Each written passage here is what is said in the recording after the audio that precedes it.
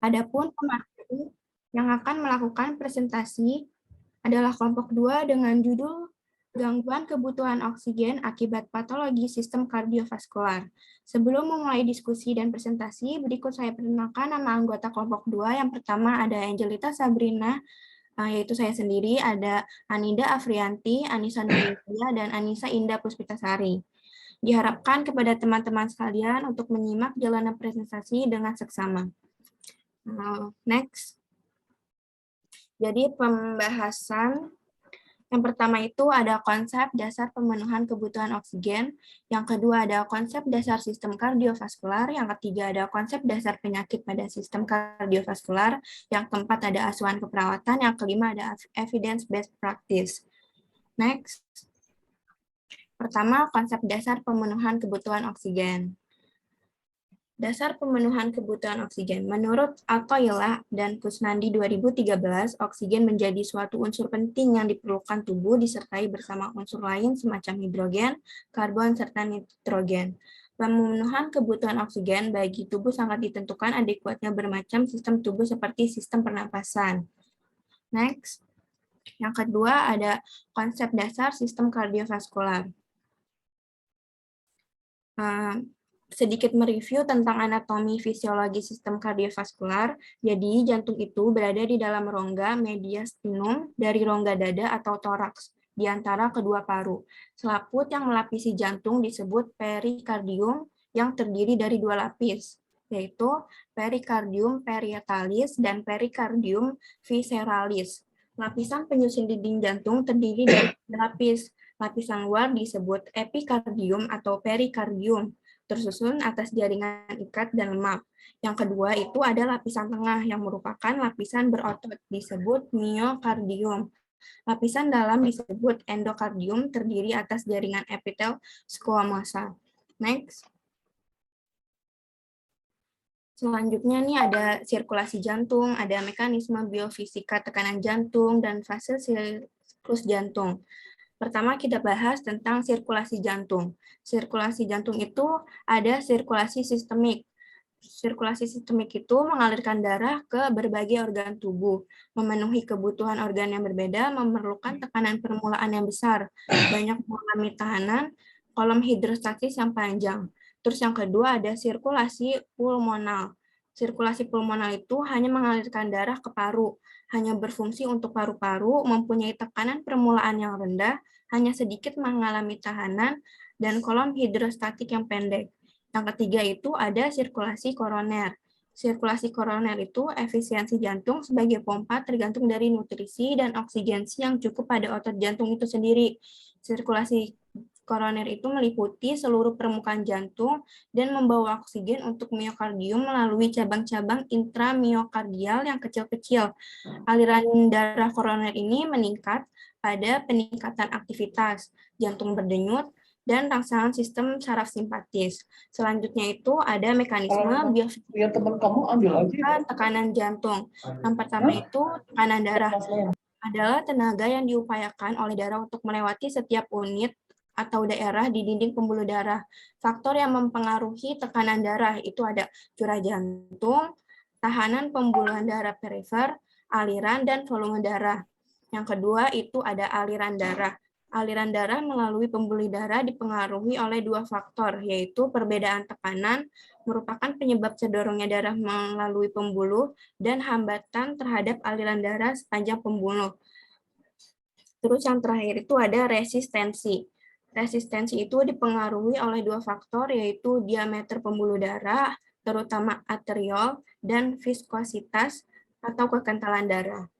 Terus selanjutnya itu ada fase siklus jantung. Ada mid diastol, ada diastol lanjut, sistol awal, sistol lanjut, dan diastol awal. Mid diastol itu darah mengalir secara pasif dari atrium ke ventrikel melalui katup atrioventrikular. Pada saat ini katup semilunaris tertutup dan terdengar sebagai bunyi jantung kedua.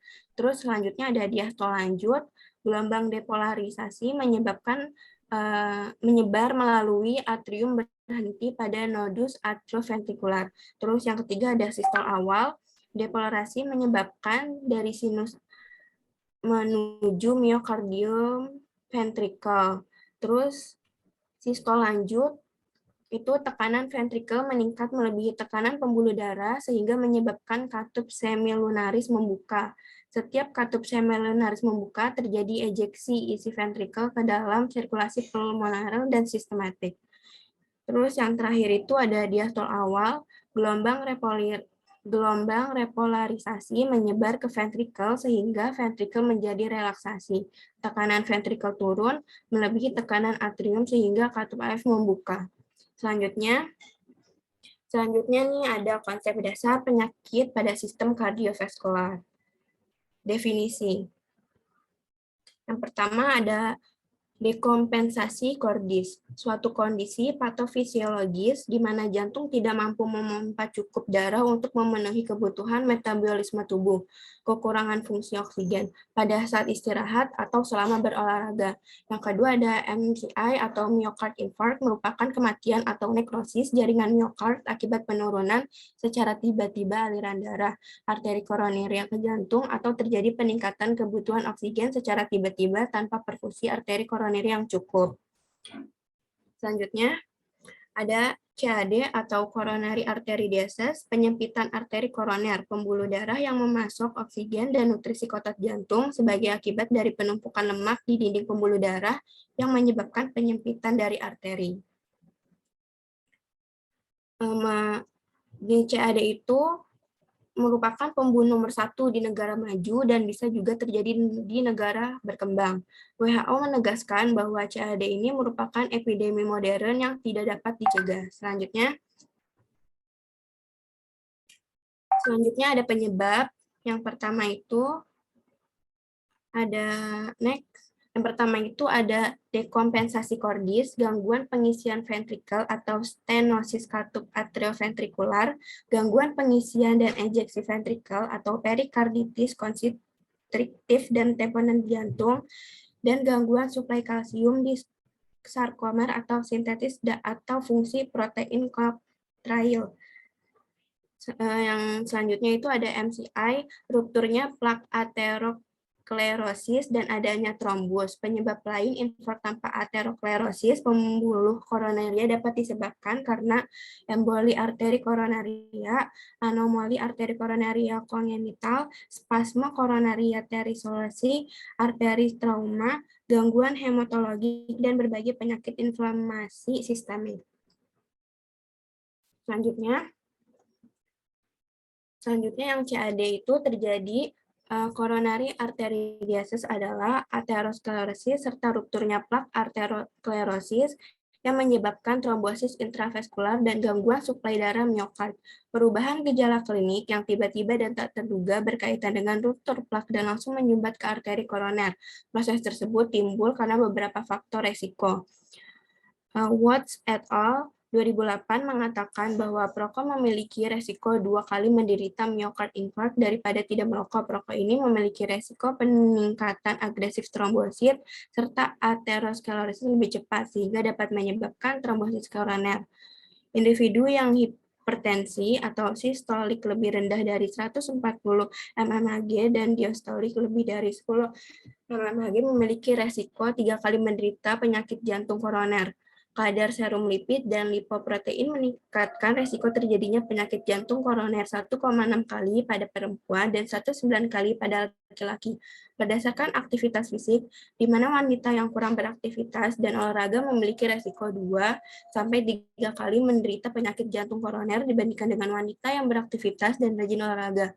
Penderita diabetes mellitus juga memiliki risiko tinggi memiliki penyakit jantung koroner. Next. Gejala atau tanda. Next.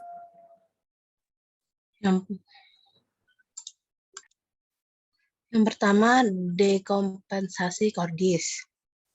Yang pertama, tanda dominan yaitu meningkatnya volume intravaskuler kongestif jaringan akibat tekanan arteri dan vena meningkat karena penurunan curah jantung. Yang kedua, gagal jantung kiri, dyspnea, batuk, mudah lelah, kegelisahan, dan kecemasan. Yang ketiga, gagal jantung kanan, yaitu kognitif pada jaringan perifer dan jaringan visceral, edema ekstremitas bawah, hepatomegali, dan nyeri tekanan pada abdomen di kuadran kanan atas. Selanjutnya ada gejala pada MCI. Nah, yang pertama nyeri dada yang khas. Terjadi terus-menerus seperti ditindih berat benda berat dan tidak membaik selama 30-60 menit. Lokasi di bawah tulang dada dengan penjalaran ke lengan kiri, punggung bagian atas, leher hingga rahang bawah. Yang kedua, mual dan muntah. Ketiga, sesak napas. Keempat, pusing. Kelima, lelah. Keenam, keringat dingin. Ketujuh, rasa berdebar pada dada. Selanjutnya,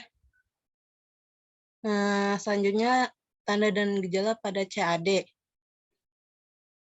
Pasien yang sudah mengalami CAD bisa saja tidak timbul gejala apapun.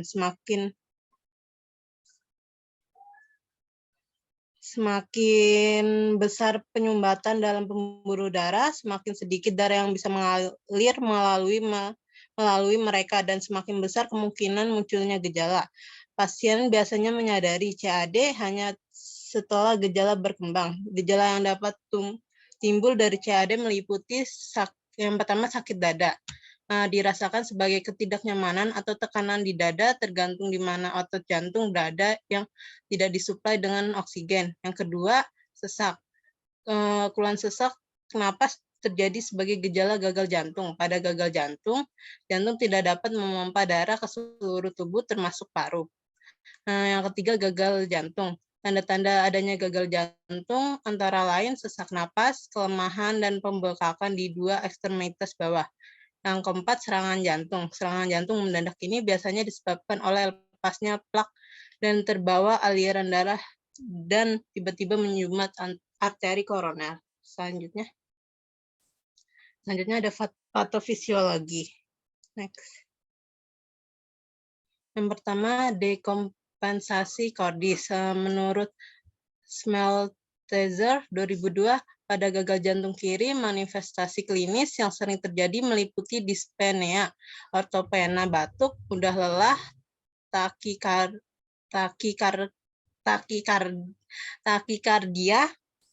bunyi jantung S3, kecemasan dan kegelisahan bila ventrikel kanan gagal dan menonjol adalah kongesti viscera dan jaringan perifer.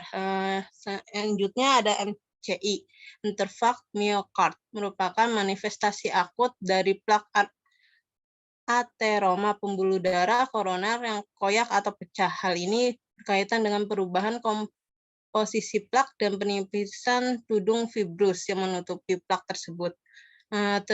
Kejadian ini akan diikuti oleh proses agregasi trombosit dan aktivitas jalur koagulasi. Terbentuklah trombosit yang kaya trombosit, trombus yang kaya trombosit. Selanjutnya pada CAD. Perubahan patologis yang terjadi pada arteri koroner sebagai penyebab CAD dapat dijelaskan sebagai berikut. Pada tahap awal terjadi penumpukan atau endapan lemak pada tunika intima yang tampak bagian garis-garis lemak.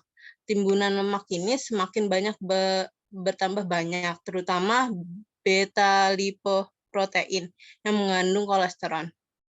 Proses ini berlanjut terus-menerus sehingga timbul kompleks aterosklerosis atau ateroma yang terdiri dari akumulasi lemak, jaringan fibrosa, kolagen, kalsium, debris seluler, dan kapiler. Proses ini menyebabkan penyempitan lumen arteri koroner sehingga terjadi penurunan aliran darah koroner yang mensuplai darah ke otot jantung.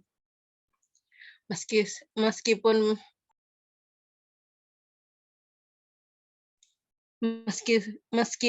proses penyempitan lumen berlangsung progresif, manifestasi klinis tidak tampak sampai proses anterogenik mencapai tahap lanjut. Lesi yang bermakna secara klinis dapat mengakibatkan iskemik serta disfungsi miokardium biasanya telah menyumbat lebih dari 75% lumen arteri koroner.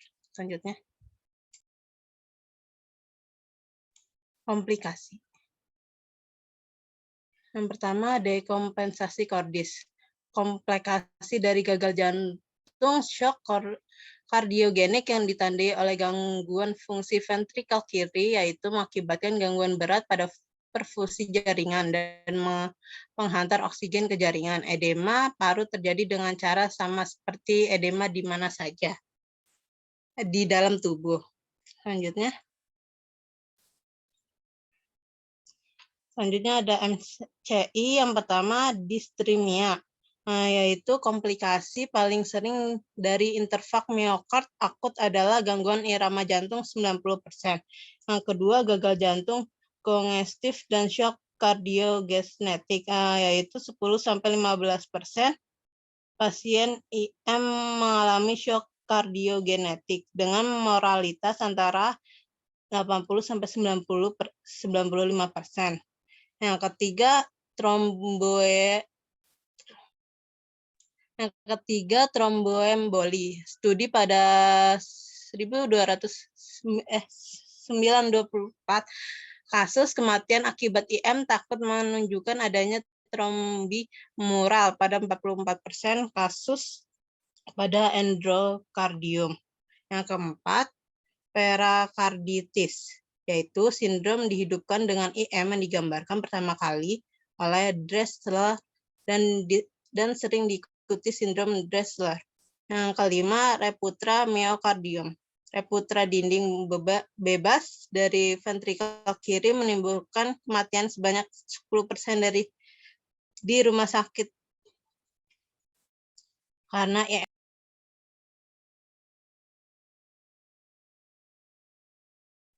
Yang kelima, aneurisma ventrikel, yaitu kejadian ini adalah komplikasi lambat dari IM yang meliputi penipisan, penggembungan, dan hipognesis dari dinding vertikal kiri setelah infrak transmural. Selanjutnya ada CAD. Yang pertama aritmia, yaitu komplikasi yang terjadi yang paling sering ditemukan yaitu gangguan irama jantung yang bisa menimbulkan perubahan elektrofisiologis otot-otot jantung.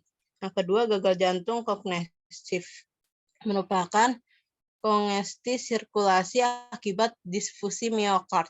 Yang ketiga, shock kardiogenik, yaitu diakibatkan oleh disfusi nyata ventrikel kiri setelah mengalami infak yang masif. Yang keempat, ventrikular aneurisma. Biasanya terjadi pada permukaan atrium atau apek jantung.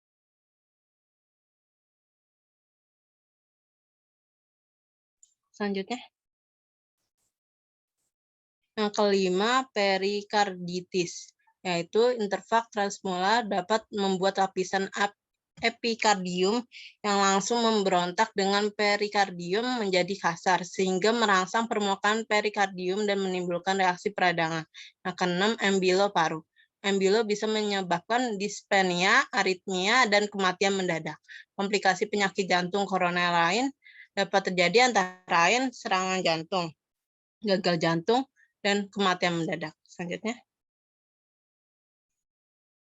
Pemeriksaan penunjang diagnosis CAD.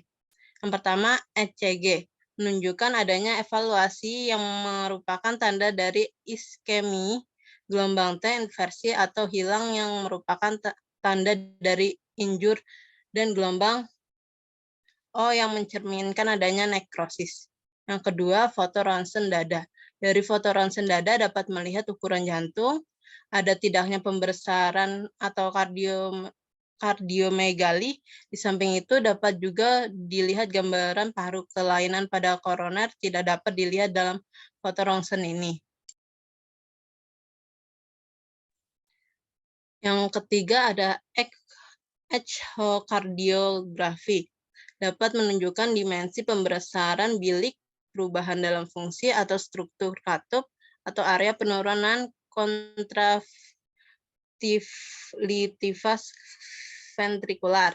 Yang keempat, MRI jantung, tindakan penyuntikan fraksi dari memperkirakan pergerakan dinding. Yang kelima,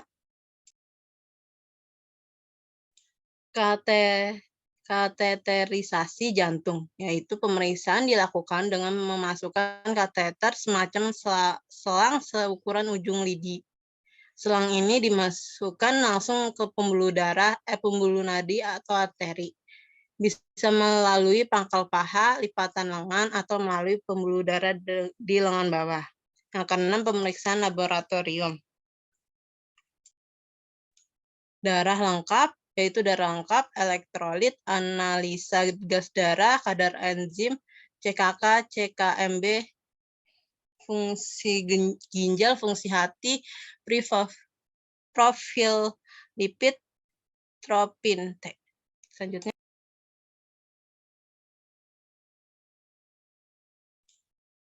Selanjutnya penata laksana CAD. Masih lanjutannya menurunkan kerja otot jantung. Penurunan kerja otot jantung dilakukan dengan pemberian diuretik, vasodilator, dan beta-adrenergic antagonis atau beta blocker. Selanjutnya ada evaluasi kepala. Pemberian posisi high flower bertujuan untuk mengurangi kongestif pulmonal dan mengurangi sesak napas. Kaki pasien sebisa mungkin tetap di posisi depan dan atau tidak dievaluasi. Meski kaki pasien edema, karena evaluasi kaki dapat meningkatkan venous return yang akan memperberat beban awal jantung. Selanjutnya mengurangi retensi cairan. Dengan mengurangi retensi cairan dapat dilakukan dengan mengontrol asupan natrium dan pembatasan cairan. Pembatasan natrium digunakan dalam diet sehari-hari untuk membantu mencegah, mengontrol, dan menghilangkan edema. Selanjutnya. Pemberian oksigen dan kontrol irama jantung. Pemberian oksigen dengan nasal kanul bertujuan untuk mengurangi hipoksia, sesak napas, dan membantu pertukaran oksigen dan karbodioksida. Oksigenasi yang baik dapat minimalkan terjadinya gangguan irama jantung, salah satunya aritmia. Selanjutnya ada mencegah miokardial. ACE inhibitor terbukti dapat memperlambat proses remodeling pada gagal jantung ACE. Inhibitor adalah afterload dengan memblok produksi angiotensin yang merupakan vasokonstriktor kuat, meningkatkan aliran darah ke ginjal dan menurunkan tahanan vaskular ginjal sehingga meningkatkan diuresis. Selanjutnya merubah gaya hidup. Perubahan gaya hidup adalah kunci untuk menjaga fungsi jantung dan mencegah kekambuhan penyakit. Selanjutnya. Yang keempat adalah asuhan keperawatan dengan kasus selanjutnya. Tuan D dengan usia 45 tahun, agama Islam, suku bangsa Jawa, pekerjaan pegawai swasta di salah satu perusahaan terkenal, dengan alamat Jalan Wonosari nomor 45 Yogyakarta, masuk rumah sakit via poli jantung pada tanggal 9 Agustus 2022 dengan keluhan kadang-kadang mengeluh nyeri pada dada sebelah kiri. Klien juga mengatakan dada kirinya seperti ditusuk-tusuk, nyeri bertambah jika klien beraktivitas. Klien juga mengeluh merasa sesak jika beraktivitas lemas dan hanya terbaring di kasur. Skala nyerinya 6, nyeri dirasakan klien sekitar 3 menit. Dari hasil pemeriksaan fisik yang dilakukan pada tanggal 9 Agustus 2022, didapatkan tekanan darah 150/100 mmHg dengan nadi 85 kali per menit, RR-nya itu 25 kali per menit, suhu 30 derajat Celcius. Klien tampak meringis dan kegelisahan. Mukosa bibir klien tampak kering dan pucat. Klien merokok 1 bungkus per hari, atau kebiasaan merokoknya itu sejak 30 tahun yang lalu. Klien mengatakan jarang berolahraga dan tidak mempunyai riwayat kencing manis dalam keluarganya. Klien juga mengatakan tidak ada anggota keluarga yang menderita penyakit hipertensi atau penyakit kronis lainnya. Dari hasil pemeriksaan diagnostik yang dilakukan dokter mengatakan pembuluh darah klien sudah mengalami penebalan akibat timbunan lemak. Dari hasil pemeriksaan laboratorium didapat hemoglobinnya itu 12 gram persen, leukosit 10.000 mili. Selanjutnya, didapatkan bahwa biodata pasiennya itu dengan nama Tuan D, umur 45 tahun, jenis kelamin laki-laki, agama Islam, suku bangsanya Jawa, bahasa yang digunakan itu Indonesia, pekerjaannya pegawai swasta, alamat rumah Jalan Wonosari nomor 45 Yogyakarta, dan biodata penanggung jawabnya itu Nyonya A dengan umur 40 tahun, jenis kelaminnya perempuan, agama Islam, suku bangsanya Jawa, bahasa yang digunakan Indonesia, pekerjaannya ibu rumah tangga atau ERT, alamat rumah Jalan Wonosari nomor 45 Yogyakarta dengan hubungan dengan kliennya itu istri. Selanjutnya, klien masuk rumah sakit pada tanggal 9 Agustus 2022 dengan diagnosa mediknya itu coronary artery disease. Alasan masuk rumah sakit karena kadang-kadang mengeluh nyeri dada, sesak saat beraktivitas, dan merasa lemas. Riwayat kesehatan sekarang yang dialami klien itu adalah nyeri pada dada sebelah kiri. Klien mengatakan dada kirinya seperti ditusuk-tusuk. Klien juga mengatakan nyeri bertambah jika beraktivitas.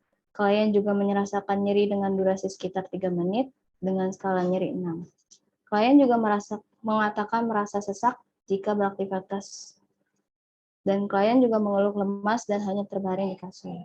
Riwayat kesehatan masa lalunya, klien merokok 1 bungkus per hari dengan kebiasaan merokok sejak 30 tahun yang lalu. Klien mengatakan jarang berolahraga dan tidak memiliki penyakit kencing manis dalam keluarganya. Selanjutnya. Oke. Lanjut aja, riwayat kesehatan keluarga berdasarkan keterangan klien, tidak ada anggota keluarga yang menderita penyakit hipertensi, diabetes mellitus, atau penyakit kronis lainnya.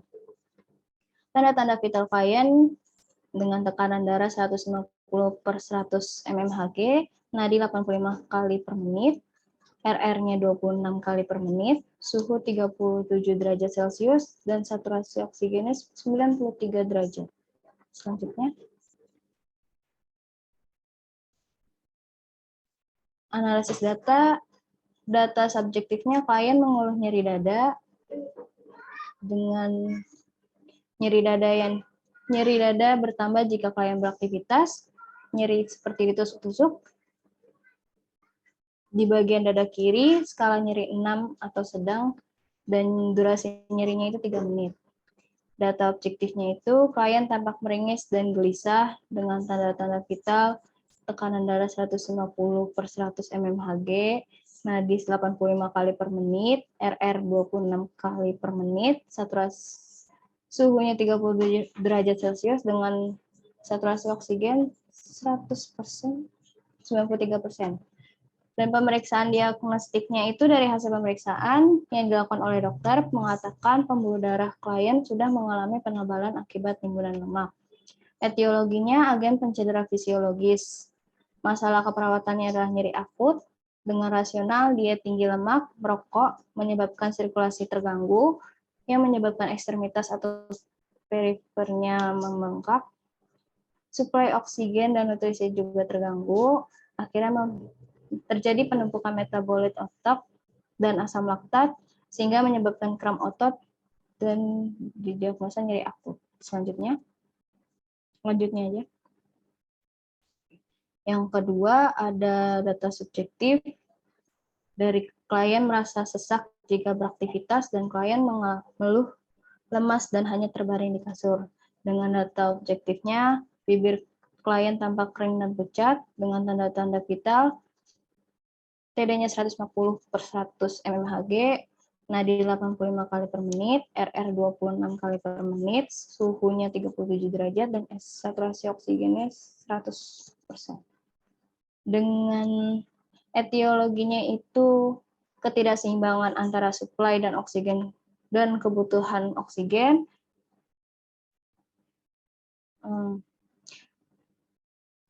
intoleransi aktivitas, dan rasionalnya suplai oksigen dan nutrisi terganggu, kerja otot akhirnya menurun, sehingga kardia outputnya menurun juga, penurunan perfusi jaringan perifer, metabolisme sel menurun, energi juga menurun karena kelelahan, akhirnya mengakibatkan intoleransi aktivitas. Selanjutnya,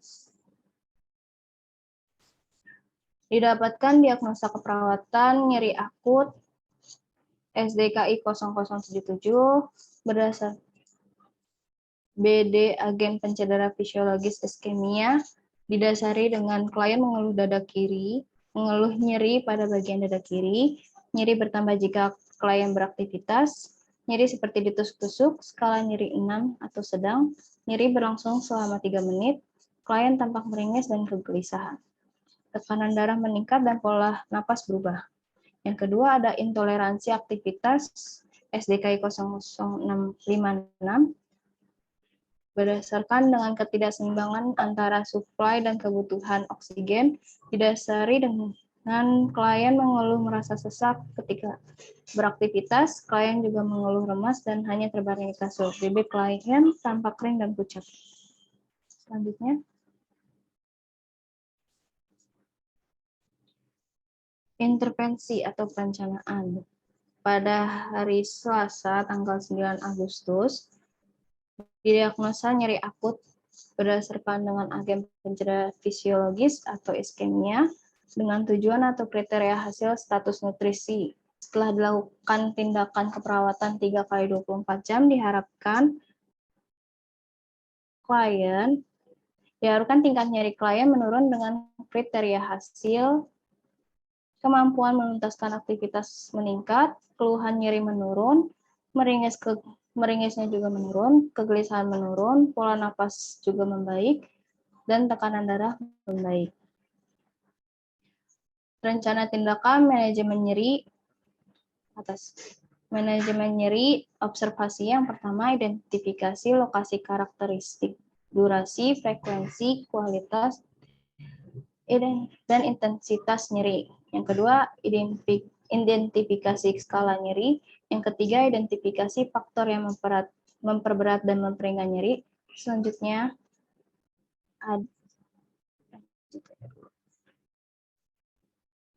ada terapeutik, memberikan teknik non-farmakologis untuk mengurangi rasa nyeri. Yang kedua, fasilitasi istirahat dan tidur.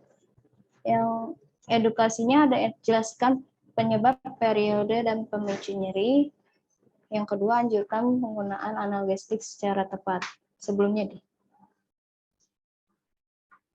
dengan rasional yang pertama, agar diketahui dan diberikan intervensi yang tepat. Yang kedua, agar intervensi farmakologis yang diberikan tepat. Yang ketiga, ada agar klien dapat mencegah kondisi yang dapat memperberat nyeri. Untuk yang selanjutnya ada agar memperingan nyeri pada pasien, sebagai distraksi agar nyeri mereda, agar pasien menghindari penyebab awal pemicu nyeri, dan agar nyeri pada pasien dapat teratasi. Selanjutnya,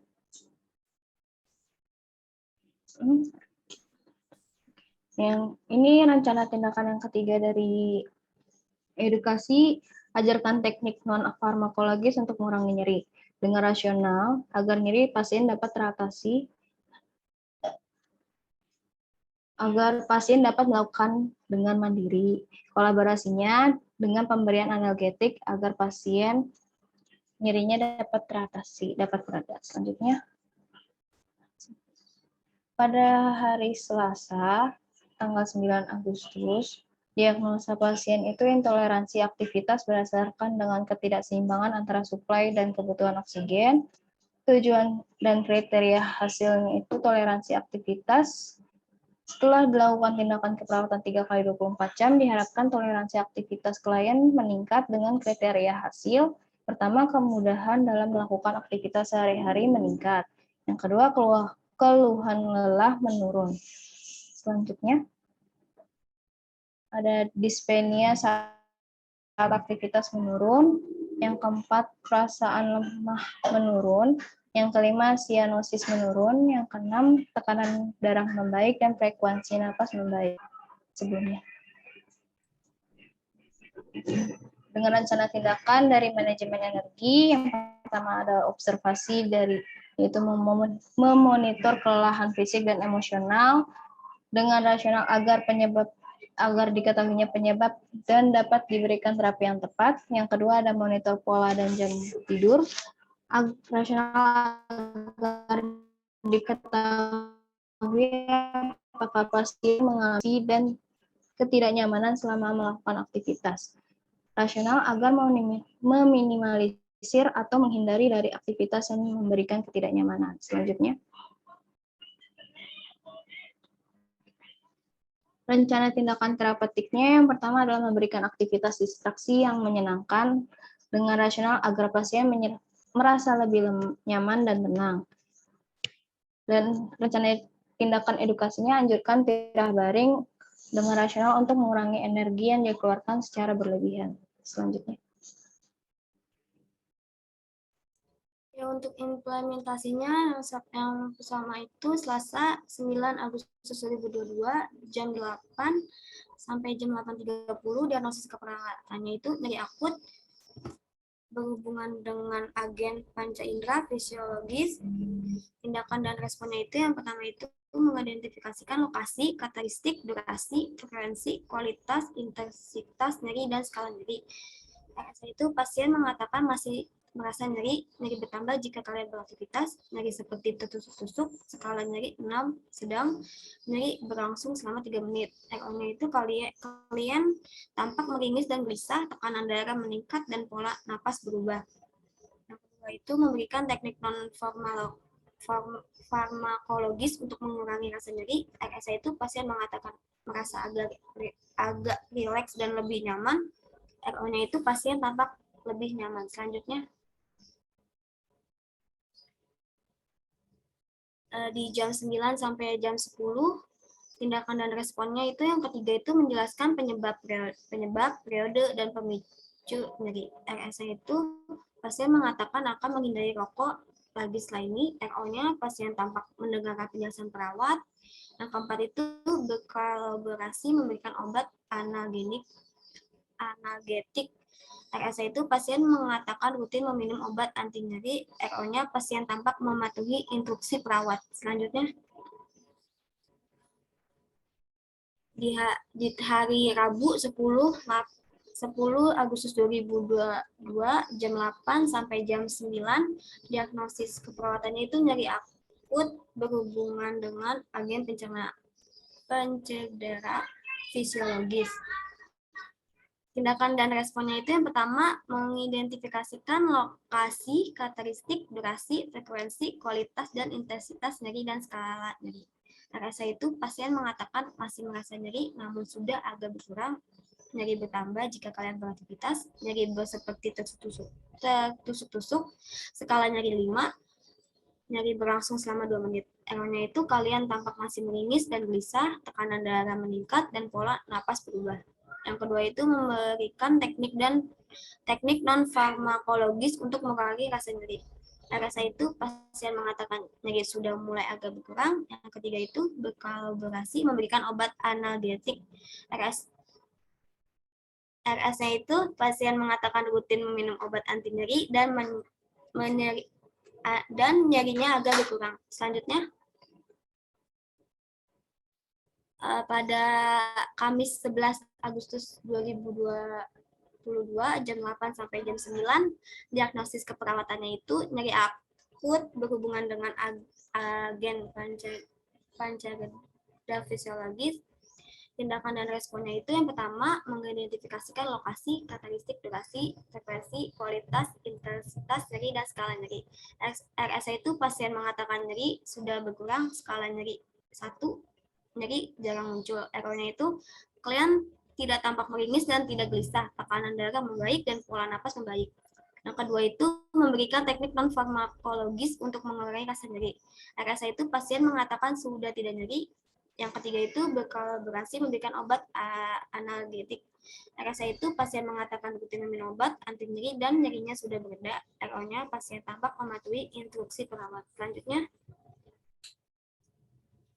Di hari Selasa 9 Agustus 2002, jam 9 sampai jam 10.30, diagnosis keperawatannya itu interaksi aktivitas berhubungan dengan ketidakseimbangan antara suplai dan kebutuhan oksigen. Tindakan dan responnya yang pertama itu memonitoring kelelahan fisik dan emosional. RS, pasien mengatakan masih lemas dan hanya berbaring di kasur. RO-nya itu bibir klien tampak kering dan pucat. 2 itu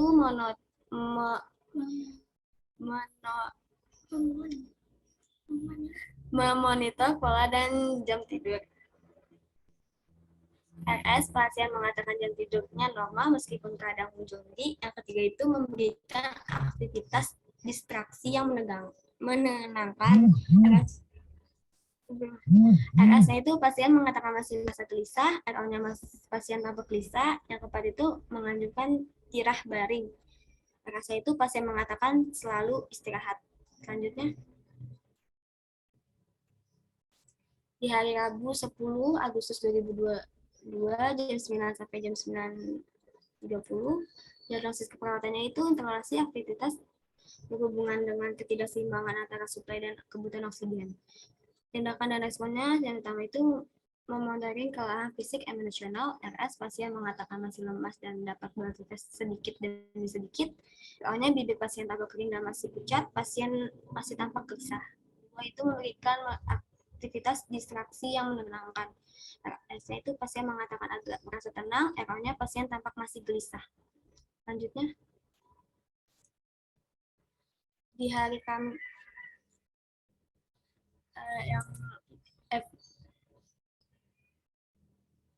di hari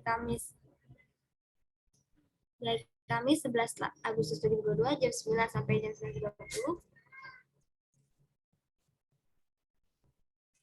diagnosis keperawatannya itu interaksi aktivitas berhubungan dengan ketidakseimbangan antara suplai dan kebutuhan oksigen.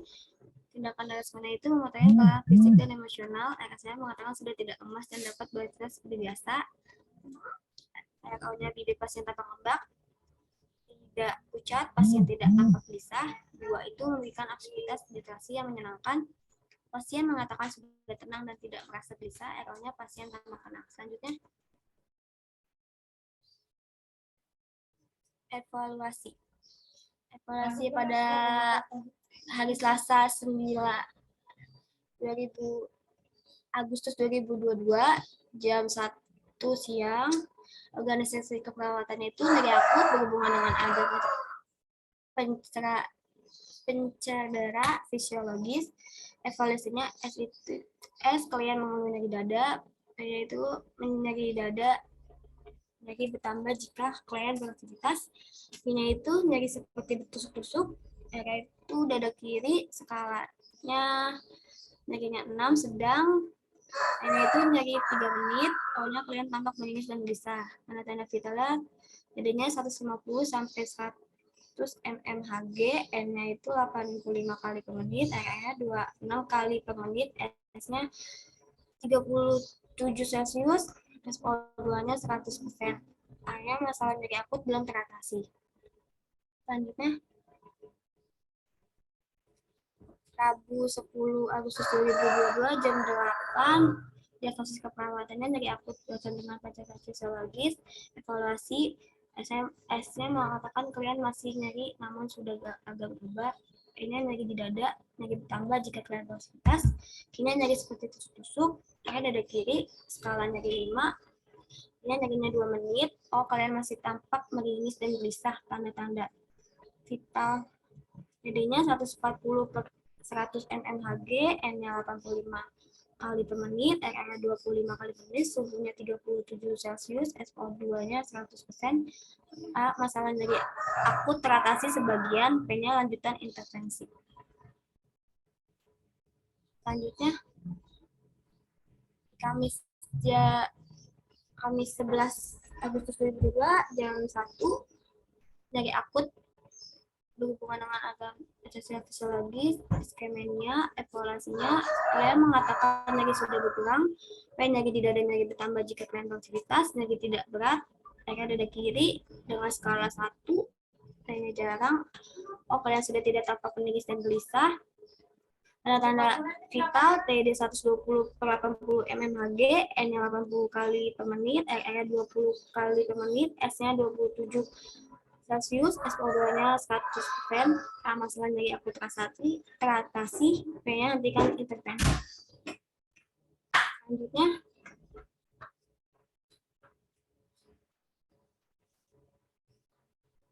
Selasa 9 Agustus 2022 jam 1, interfaksi aktivitas berhubungan dengan keseimbangan antara suplai dan kebutuhan oksigen. S-nya evaluasinya, S kalian mengatakan masih sesak saat aktivitas, fase lemasannya dulu yang di kasur, kalau di kalian tanpa kelainan pucat, tanda vitalnya TD-nya 150/100 mmHg, N-nya 80 kali per menit, R-nya 26 kali per menit, suhunya 37 Celsius, SO2-nya 100%, masalahnya terpaksa aktivitas belum transaksi, P-nya lanjutan intervensi. Selanjutnya,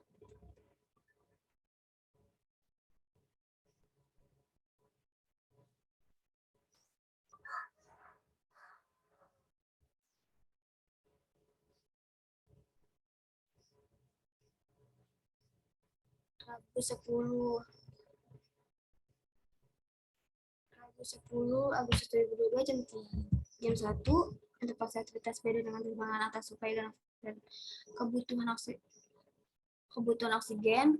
Evaluasinya, kalian mengatakan masih sesak saat beraktivitas dan beraktivitas sedikit demi sedikit, masa lemas dan hanya berbaring di kasur, hanya bibir kalian tanpa kering dan pucat, dan tanda vitalnya TD-nya 140/100 mmHg, N-nya 85 kali per menit, R-nya 26 kali per menit, suhunya 37 Celsius, SO2-nya 100%, hanya masalah intoleransi, aktivitas belum teratasi, P-nya lanjutan intervensi.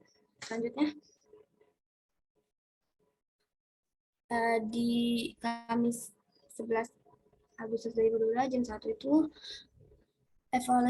evaluasi kliennya itu kalian sudah tidak sesak lagi saat beraktivitas dan tidak merasakan lemas, di kalian tampak lembab, tanda vitalnya itu TD-nya 120/80 mmHg, N-nya itu 80 kali per menit, R-nya itu 20 kali 8 per menit, S-nya itu 37 Celsius, SPO2 100%. A-nya masalah interaksi masih teratasi, P-nya hentikan intervensi.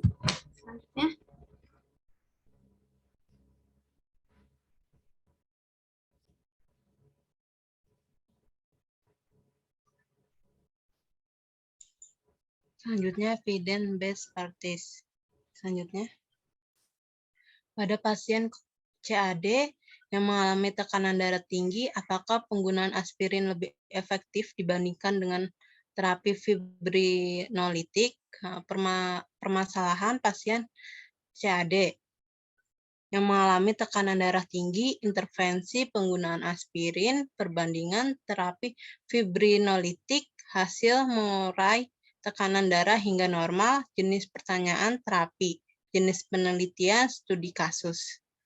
Berdasarkan dari beberapa jurnal, metode terapi yang efektif digunakan untuk pasien CAD dengan tekanan darah tinggi yaitu dengan menggunakan metode aspirin, di mana beberapa penelitian membuktikan bahwa aspirin direkomendasikan bagi pasien sindrom koroner akut apabila tidak mengalami kontraindikasi seperti reaksi anafilaksasi atau pendarahan karena terbukti langsung menurunkan tekanan darah dalam waktu 30-40 menit, serta tidak ada laporan efek samping yang serius. Sedangkan terapi fibrinolitik untuk melarutkan gumpalan besar dalam darah dengan cepat, tetapi beresiko terapi fibrinolitik menimbulkan pendarahan. Selanjutnya,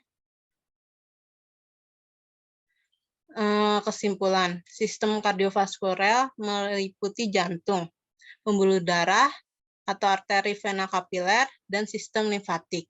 Fungsi utama dari sistem kardiovaskuler adalah untuk mengedarkan darah yang kaya oksigen ke seluruh tubuh, untuk memompa darah dari seluruh tubuh atau jaringan ke sirkulasi paru, untuk memasok oksigenasi. Oksigenasi sebagai salah satu kebutuhan dasar manusia diperlukan diperoleh melalui sistem pernapasan yang membantu menunjang proses bernapas. Gangguan sistem oksigenasi juga dapat terjadi pada penyakit sistem kardiovaskular, yaitu gagal jantung dengan sindrom klinis atau kumpulan tanda dan gejala, ditandai dengan sesak nafas dan kelelahan struktur atau fungsi jantung. Gagal jantung dapat disebabkan oleh gangguan yang menyebabkan pengurangan pengisian ventrikel atau disfusi diastolik. Gagal jantung itu sendiri merupakan hasil dari suatu kondisi yang membebani volume, tekanan, dan fungsi miokard dengan gangguan pengisian atau meningkatkan kebutuhan metabolik. Selanjutnya saya serahkan ke moderator. Terima kasih. Baik, sesi presentasi sudah berakhir, dilanjutkan dengan sesi tanya jawab. Kepada teman-teman yang ingin bertanya, silakan raise hand terlebih dahulu.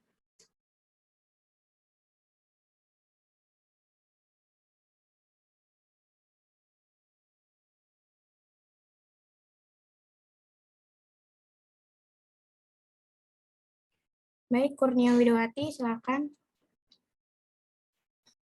Baik, izin masuk. Sebelumnya terima kasih moderator.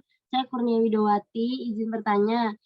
Kenapa kelebihan kolesterol dalam darah atau kelebihan mengkonsumsi makanan yang banyak mengandung lemak dapat mengakibatkan seseorang terkena penyakit jantung koroner? Serta bagaimana cara mengatasinya? Terima kasih.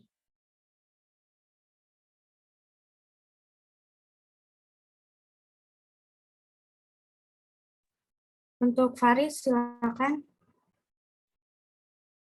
Baik, terima kasih moderator atas waktunya. Saya Faris dari kelas 2B, izin bertanya kepada kelompok.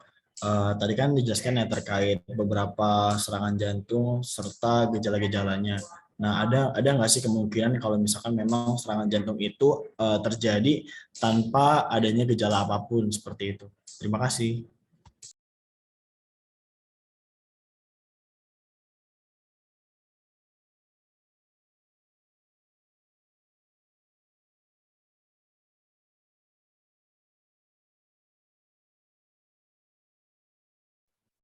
Baik, pertanyaan kami tampung terlebih dahulu. Apakah ada yang ingin bertanya lagi?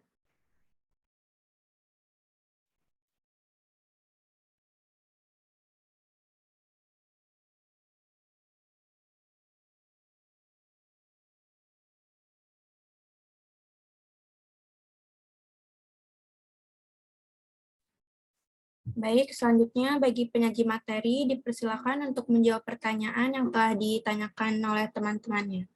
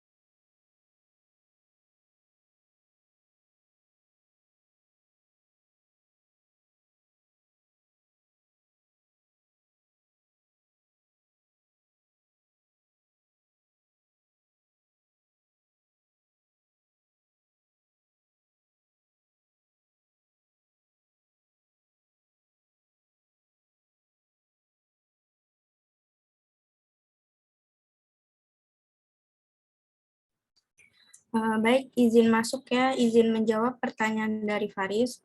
Pertanyaannya, apakah mungkin terkena serangan jantung walaupun nggak ada gejalanya? Izin menjawab ya. Dari berbagai studi telah melaporkan bahwa 1/3 hingga 70% dari mereka yang mengembangkan serangan jantung bisa jadi tidak merasakan gejala nyeri dada yang tipikal selama periode sebelum serangan jantung terjadi. Karena itu, serangan jantung juga disebut dengan pembunuh pembunuh senyap atau silent killer.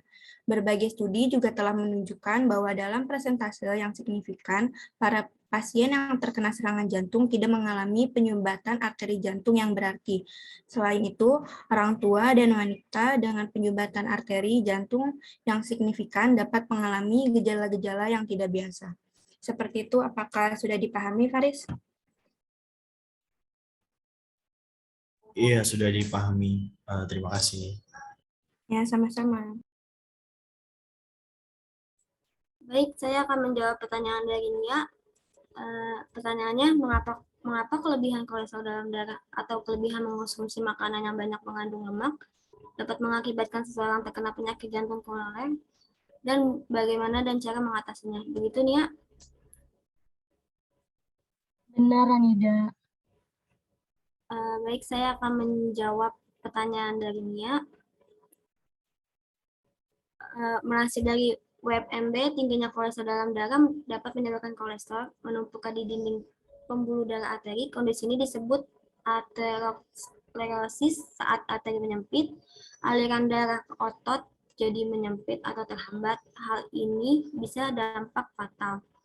Upaya tersebut bisa dilakukan dengan minum obat untuk menurunkan kolesterol LDL dalam darah, hanya minum obat. Cara mencegah penyakit jantung juga menjalankan perilaku hidup sehat. Di antaranya itu jaga berat badan, tetap ideal. Kenaikan berat badan dapat menurunkan kadar kolesterol jahat dan membuat kinerja jantung lebih berat. Aktif bergerak dan rajin berolahraga. Tubuh yang aktif bergerak membantu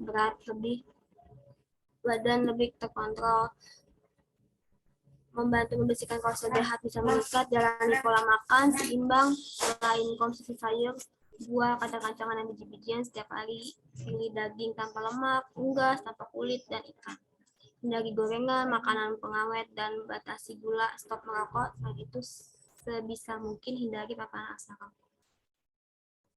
Apakah sudah jelas, Nia? Sudah, terima kasih. Sama-sama. Baik, demikianlah presentasi yang dilakukan oleh kelompok 2. Kurang lebihnya mohon maaf. Terima kasih. Wassalamualaikum warahmatullahi wabarakatuh. Selanjutnya, waktu sepenuhnya saya kembalikan kepada Bu Putu. Kepada Ibu Putu dipersilakan. Baik, sudah terjawab ya pertanyaannya? Suara Ibu jelas nggak? Izin menjawab, jelas Ibu. Jelas ya, oke. Sebelum Ibu mulai, Ibu mau tanya dulu nih. Oke, siapa nih? Nadila Putri. Ya. Apa yang bisa kamu tangkap dari presentasi yang disampaikan kelompok tadi? Ya, silakan, Nadila.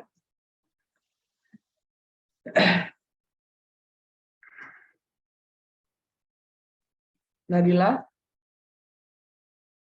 Nadila, ada Nadila?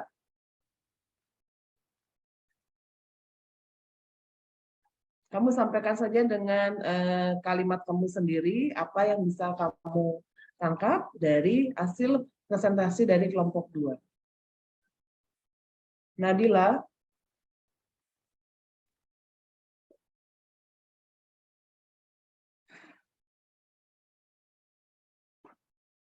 Ada nggak ini Nadila ya?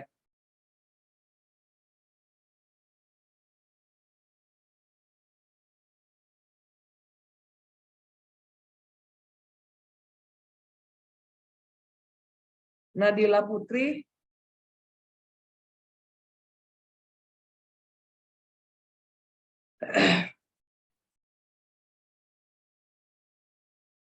Nadila Putri?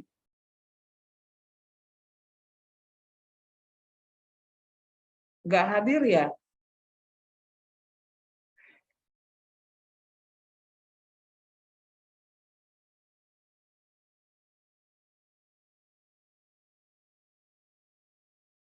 Nadila Putri?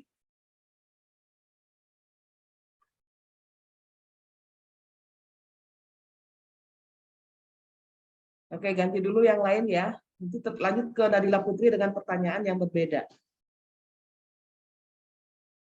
Vina Julia. Vina? Vina?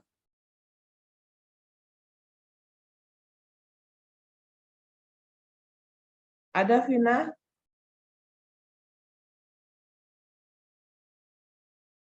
Kok dipanggil pada nggak nyala? Suara Ibu kedengaran nggak ya? Dengar Ibu. Dengar. Vina mana?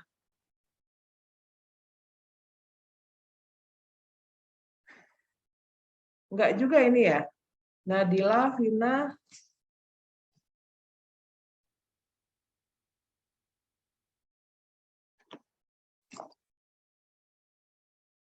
Oke, Kansa. Kansa Amanda. Ya, Ibu, izin menjawab. Ya, silakan. Tadi Silakan kelompok gunakan kata-kata sendiri. Apa aja yang kamu masih ingat, apa yang disampaikan oleh kelompok dari tadi jam 13.15. Ya, tadi itu kelompok membahas gangguan kebutuhan oksigen akibat patologis sistem kardiovaskular. Terus pembahasannya ada konsep dasar pemenuhan kebutuhan oksigennya, ada konsep dasar penyakit pada sistem kardiovaskularnya, ada konsep dasar sistem kardiovaskularnya, dan ada asuhan keperawatannya juga. Dari konsep dasar pemenuhan kebutuhan oksigennya itu sangat penting dibutuhkan tubuh karena ditentukan oleh adekuatnya bermacam sistem tubuh seperti sistem pernapasan. Terus tadi macam-macam sirkulasi jantungnya ada sirkulasi sistemik, sirkulasi pulmonal, dan sirkulasi koroner. Terus di fase siklus jantungnya ada mid diastol, diastol lanjut, sistol awal, sistol lanjut, dan diastol awal. Terus tadi juga banyak gejala, ada dijelasin tentang gejala tandanya. Terus ada MCI-nya, ada tanda-tandanya juga, Ibu. Oke, Kansa. Ini sekarang tinggal 35 orang ya? Keluar 4 orang ya ini ya? Ya, baik, yang selanjutnya Angelita. Tadi kasus apa saja yang disampaikan oleh temannya ya? Oleh kelompok 2?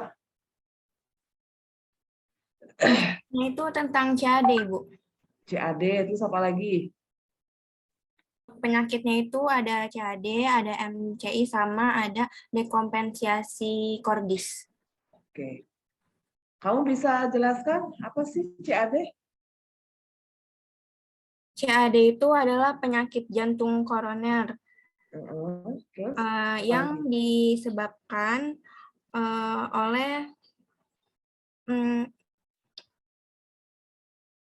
yang kamu tangkap tadi aja yang disampaikan.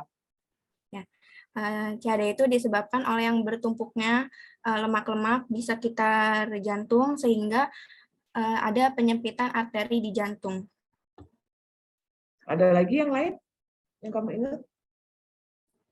Terus MCI itu disebabkan oleh rupturnya plak aterosklerosis dan adanya trombus. Kalau dekompensasi kordis itu disebabkan oleh gangguan surplus kalsium di sarkomer atau sintesis atau fungsi protein kontraktil. Oke, cukup Angelita, cukup. Oke. Yang berikutnya Nadia. Nadia? Iya, Ibu. Oke. Kalau kamu apa yang ditangkap dari penjelasan kelompok tadi yang masih kamu ingat? Kelompok tadi kan membahas gangguan kebutuhan oksigen akibat patologi sistem kardiovaskuler. Membahas tentang konsep dasar pemenuhan kebutuhan oksigen, di mana pemenuhan kebutuhan oksigen bagi tubuh itu sangat ditentukan adekuatnya bermacam sistem tubuh seperti sistem pernafasan. Untuk sirkulasinya tadi saya ingat ada sirkulasi sistemik, pulmonal, sama koroner. Untuk mekanisme biofisika tekanan jantungnya ada tekanan darah, aliran darah, sama resistensi. Fase siklus jantung juga ada mid diastol, diastol lanjut, sistol awal, sistol lanjut, sama diastol awal. Oke, cukup. Udah cukup. Ya, Ibu, terima kasih. Yang berikutnya tadi Faris, kamu ada nanya tentang serangan jantung, apakah ada tanpa gejala? Coba apa yang dijawab kelompok tadi? Faris, bisa dengar suara Ibu? Iya, Ibu bisa, Bu. Yuk, silakan. Iya, izin menjawab ya, Bu. Ya. Tadi saya mendengar jawabannya itu bahwa sekitar 70% penyakit jantung koroner itu atau gagal jantung itu disebabkan tanpa gejala, Bu, gitu. Dan sebaliknya 30% yang tanpa gejala. Dan apa namanya, penyakit jantung ini atau gagal jantung ini disebut juga penyakit yang secara mendadak, Bu, gitu. Dan banyak terjadi di kalangan orang tua seperti itu, Bu, karena penurunan dari faktor usia ketika jantungnya sudah tidak berfungsi dengan baik lagi. Seperti itu, Bu, yang saya tangkap dari kelompok. Oke, yang berikutnya Ita. Ita, bisa dengar suara Ibu? Bisa, Ibu, bisa. Ya. Tadi yang terkait dengan CAD. Organ jantung apa saja yang mengalami masalah pada kasus CAD? Arteri koroner. Ya. Apa sih? Ada berapa, Ita, arteri koroner?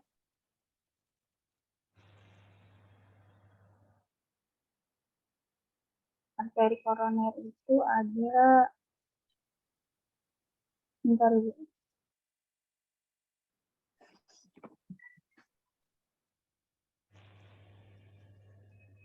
Ada 4, Ibu.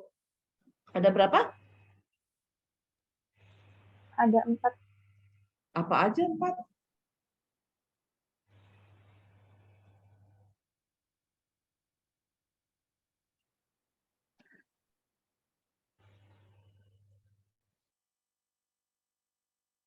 Ada yang tahu yang lain? Izin jawab, Ibu. Ya, silakan, Nida. Ada 2, Ibu. Apa saja, yuk. Arteri koroner kiri sama arteri koroner kanan. Ya, betul. Ya. Ini temennya udah hilang 5 ya. Udah 5 yang hilang nih. Ya. Baik, sebelum Ibu